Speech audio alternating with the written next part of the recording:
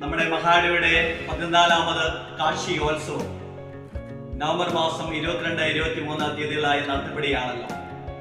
ഈ കാർഷികോത്സവത്തിന് എല്ലാവിധമായ മംഗളങ്ങൾ ഞാൻ ആശംസിക്കുകയാണ്. മഹത്തായ ഒരു കാർഷിക സംസ്കാരമുള്ള ഒരു മഹാദേവിയാണ് ഈ ശ്രീകല മഹാദേവ.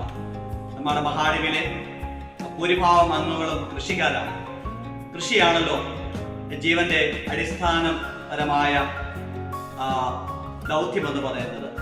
ദൈവം വരാൻ ഏതനിൽ മനുഷ്യനെ ആക്കിയത് വേല ചെയ്യുവാനും തോട്ടം കാക്കുവാനുമായിട്ടാണ്. ലോകത്തിലെ എല്ലാ മഹത്തായ സംസ്കാരങ്ങളും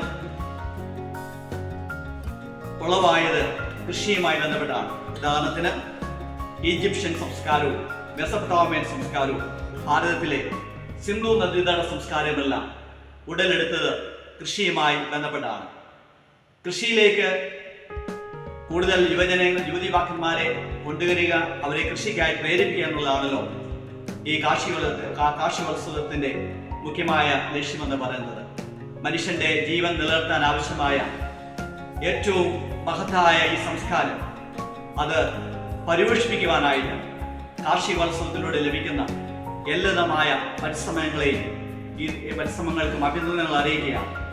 ആയതിനാൽ 14ാമത് കാർഷികോത്സവത്തിന് ചേലച്ചോട് സഭാ ജില്ലയിലെ വൈദികതയും സഭാ ശുശ്രൂഷകരെയും സഭാജനങ്ങളെയും മേലുള്ളതായ എല്ലാ മംഗളങ്ങളും ആശംസകളും വിനയോറും അറിയിക്കുന്നു.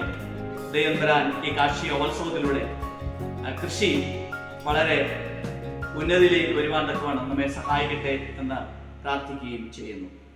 Thank you.